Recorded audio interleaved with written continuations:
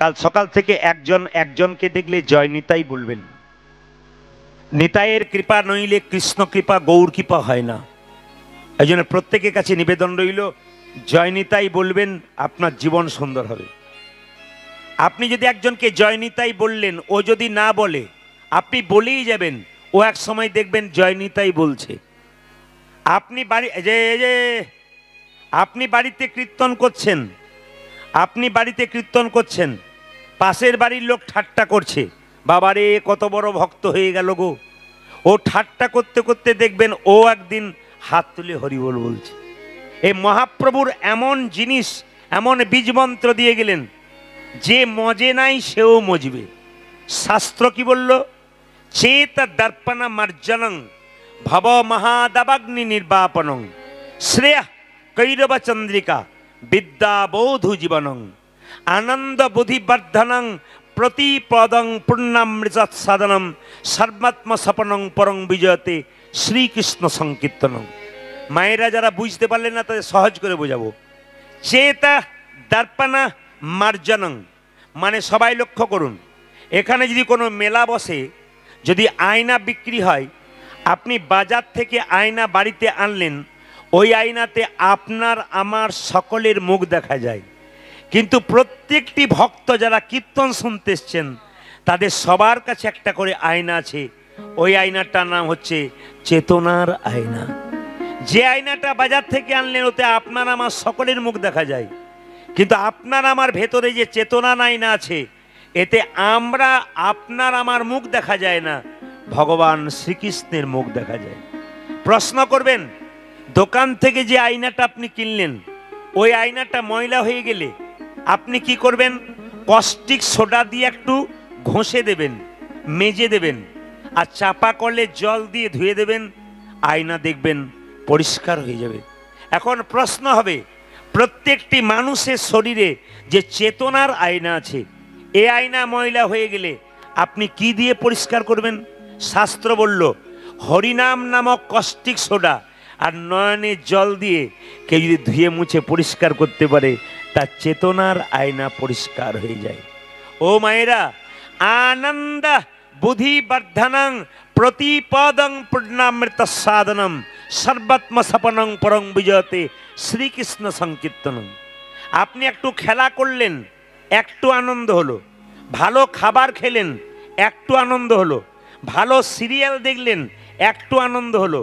কিন্তু হরিনামে এমন আনন্দ, অন্য আনন্দ তাড়াতাড়ি শেষ হয়ে যায়, কিন্তু হরিনামের আনন্দ যদি একবার শুরু হয়, পরমানন্দ গোবিন্দের চরণ লাভ হয়ে যায়। এই জন্যে আনন্দ বুদ্ধিবর্ধনং। মায়েরা, সর্বাত্ম সপনং পরং বিজয়তে শ্রীকৃষ্ণ সংকীর্তনম। এই শ্রীকৃষ্ণের সংকীর্তন করুন, আপনার সব স্বপ্ন দেখবেন সুন্দর হয়ে যাবে। ভক্ত ভগবানের কাছে গাড়ি বাড়ি টাকা পয়সা চায় না। আচ্ছা মায়েরা বলুন তো, ভগবানের মন্দিরে আপনার 4টে কলা 4টে আপেল নিয়ে যান, একজন হাত তুলে বলুন, ভগবান কি 4টে কলা বা 4টে আপেলের একটা খেয়েছে? জোরে বলবেন হ্যাঁ না না। একটু বলবেন খেয়েছে। যে গালে হাত দিয়েছে সে বলবেন খেয়েছে? না, একটাও খায় নাই। তাহলে প্রশ্ন করবেন, মন্দিরে নিয়ে যাব কেন? মন্দিরে 4টে আপেল 4টে কলা নিয়ে যাবেন এই জন্যে। মন্দিরে নিয়ে যেতে হয় কেন? ভগবানের উপাসনা করবার জন্য। ভগবান খায় না, ভগবান দেখে।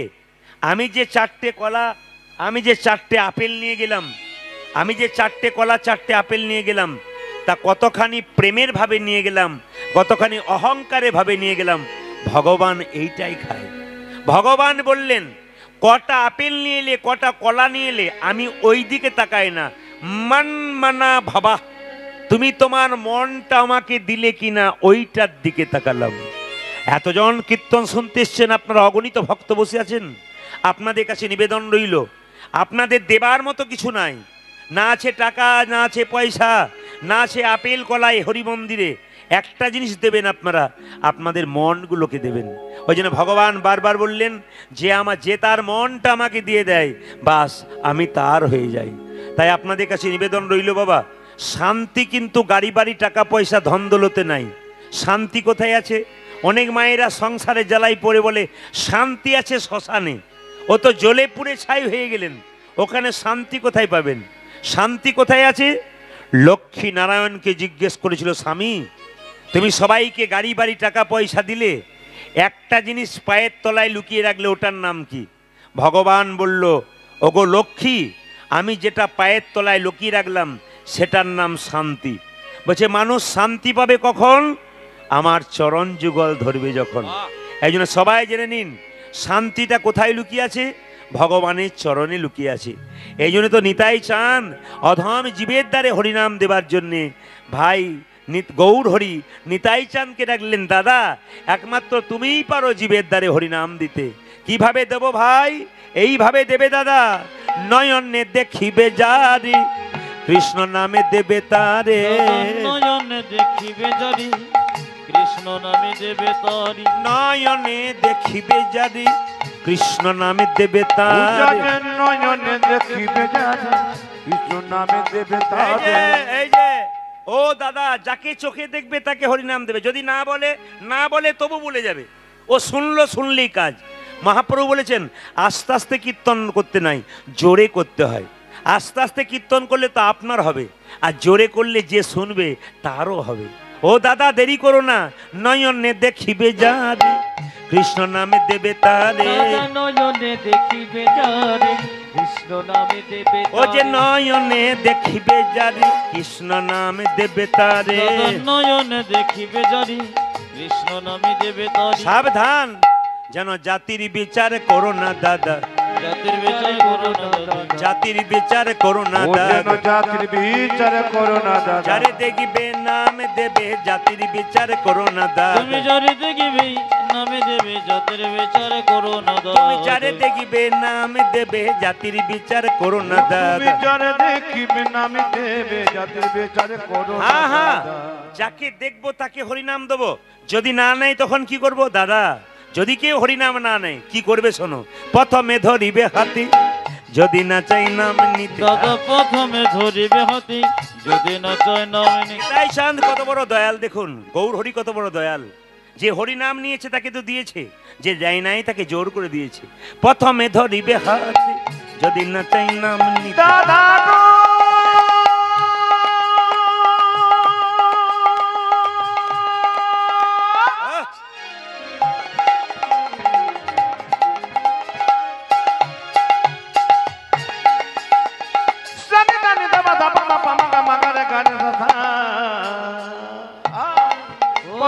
প্রথমে ধরিবে হাতে যদি না চায় নাম ও যে প্রথমে ধরিবে হাতি যদি না চাই নাম নিতে, দাদা প্রথমে ধরিবে হাতি যদি না চায় নাম, হ্যাঁ হ্যাঁ, হাতে ধরে বলবে হরি, হাতে ধরে বলবে হরি, হাতে ধরে বলবে হরি, হাতে ধরে বলবে তুমি বলাবে হরি বলবে হরি, হাতে ধরে বলবে হরি, দাদা বলবে হরি বলবে হরি হাতে ধরে বলবে ও হরি, যে বলাবে হরি বলবে হরি, হাতে ধরে বলবে হরি। তুমি বলাবে হরি বলবে হরি হাতে ধরে বলবে হরি। আমি মেনে নিলাম, হাতে ধরার পর যদি কেউ হরিনাম না নেয় তখন কি করব ভাই? মহাপ্রভু বলল, দাদা এইটাই তোমার শেষ উপায়, যদি হাতে ধরার পর কেউ হরিনাম না বলে পাছে তারও লোটাইবে পাই, ওই দাদা গো পাছে তার লোটা যাবে পাছে তারো লোটাইবে পাই, দাদা পাঁচে তার লোটা জিবি বলি পাইয়ে ধরে বলবে হরি হরি বল,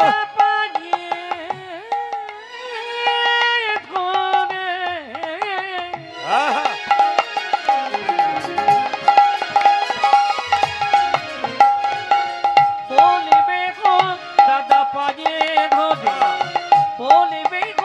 তুমি বলাবে হরি বলবে হরি পাইয়ে ধরি বলবে হরি, তুমি বলাবে হরি বলবে হরি পাইয়ে ধরে বলবে হরি, তুমি বলাবে হরি বলবে হরি পাইয়ে ধরে বলবে হরি, তুমি বলাবে হরি বলবে হরি ধরে বলবে হরি, দাদা পায়ে ধরে বলবে হরি পাছে তারো পাছে তারো লোটাই।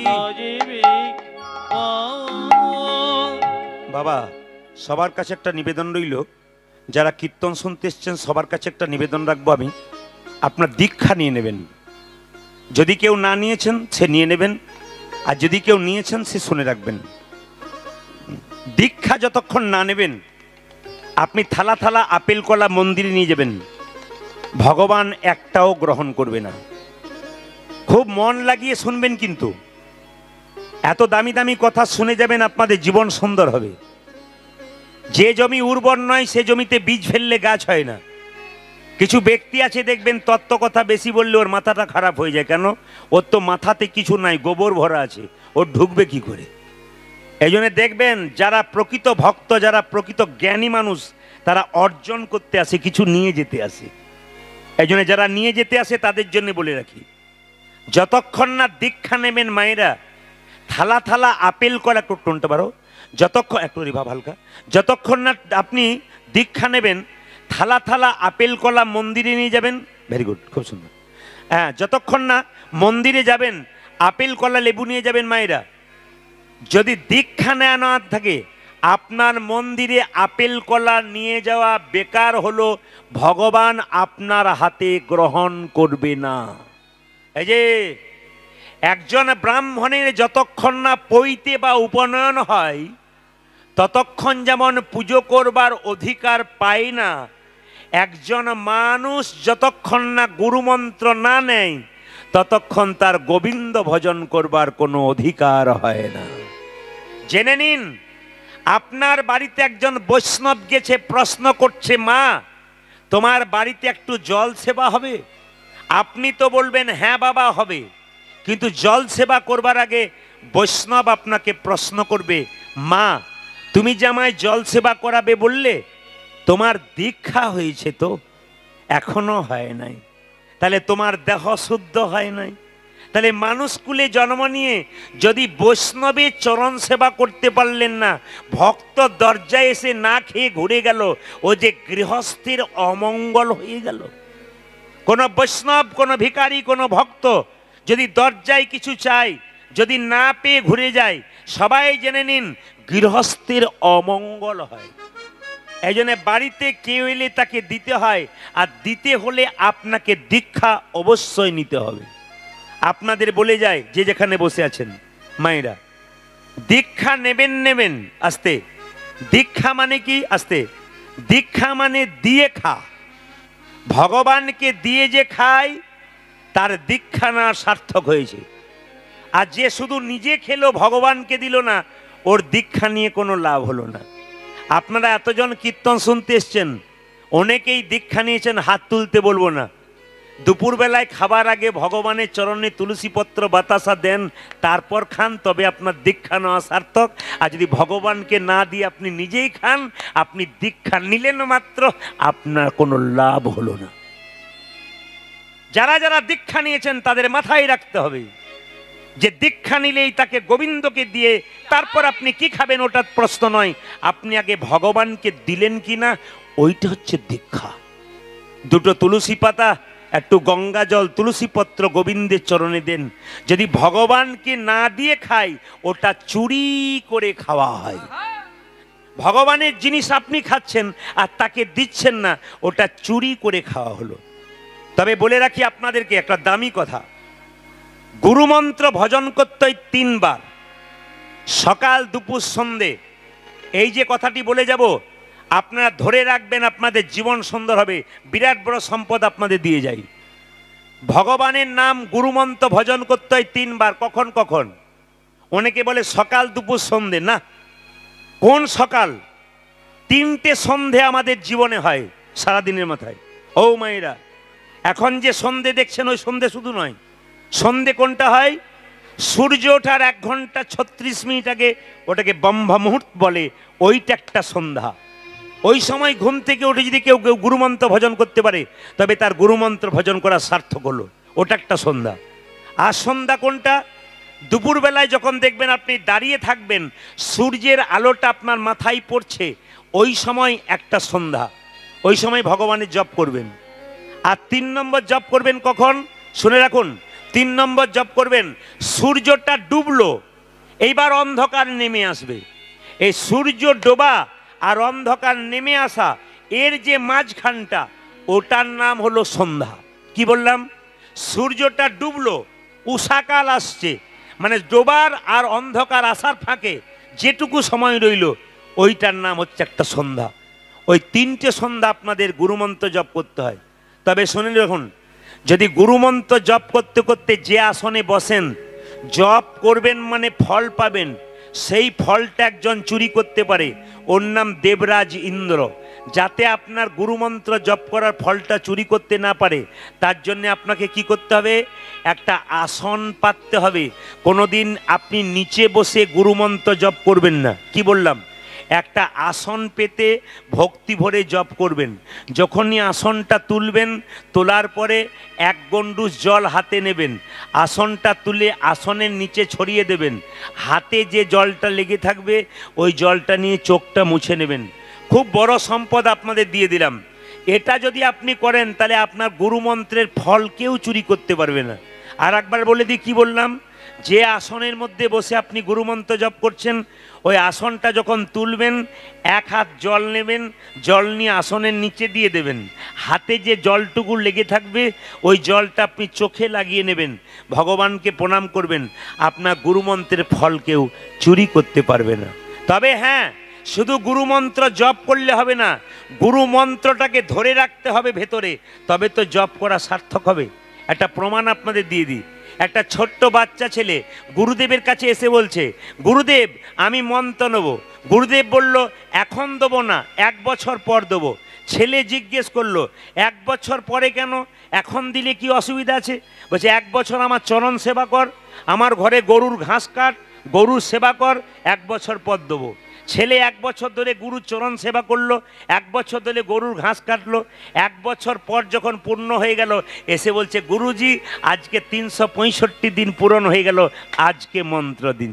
সঙ্গে সঙ্গে গুরুজি বলে উঠলো, দেবো, এইবার তো সময় হয়ে গেছে, আর 5 মিনিট বাকি আছে। বলে, 5 মিনিট কেন? এই 5টা মিনিট তোকে একটা কাজ করতে হবে, তবে তোকে মন্ত্র দেবো। বলে, কি কাজ? এই দেখ, একটা কাঠের বাক্স দিলাম, বাক্সটাতে তালা বন্ধ করলাম না, একটা জিনিস ঢুকিয়ে দিলাম, এটা কিন্তু তুই নিবি না। এখান থেকে আমার শিষ্যের বাড়ি 5 মিনিট, ওর বাড়িতে পৌঁছে দিয়েই চলে আসবি। বলছে, আমি যাবো আর চলে আসবো? হ্যাঁ, তুই বাড়িতে বাক্সটা পৌঁছাবি, চলে আসবি, তোকে সঙ্গে সঙ্গে মন্ত্র দিয়ে দেবো।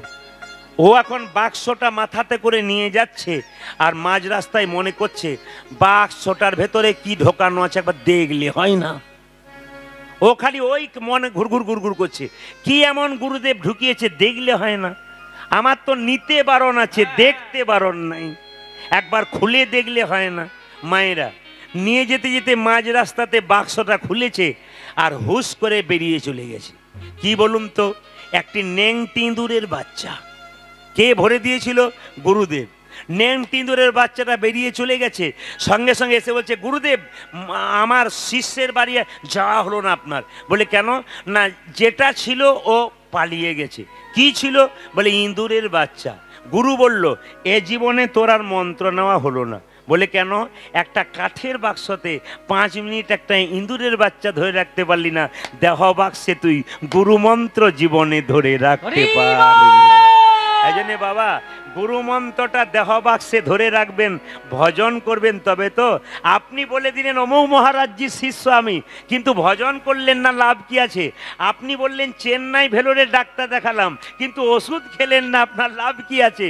ডাক্তার দেখালে হবে না, ওষুধ খেতে হবে, গুরুদেবের কাছে মন্ত্র নিলে হবে না, ভজন করতে হবে, তবে কিন্তু আপনার লাভ আছে। তাই মহাপ্রভু কি করলেন? দাদা নিতাইকে নিয়ে জীবের ধারে হরিনাম দিলেন। কিভাবে দিচ্ছেন? অধম জীবের ধারে। কিভাবে দিচ্ছেন? অধম পতিত জীবের দ্বারে দ্বারে গিয়া, অধমে পতিত জীবের দাঁড়ি দাঁড়ি গিয়া, অধম পতিত জীবের দ্বারে দ্বারে গিয়া, অধম পতিত জীবের দ্বারে দ্বারে গিয়া, মহামন্ত্র হরিনাম দিচ্ছেন বিলাইয়া। এই মহামন্ত্র হরিনাম দিচ্ছেন ও বিলাইয়া, মহামন্ত্র হরিনাম দিচ্ছেন বিলাইয়া। আজ মহামন্ত্র হরিনাম দিচ্ছেন বিলাইয়া।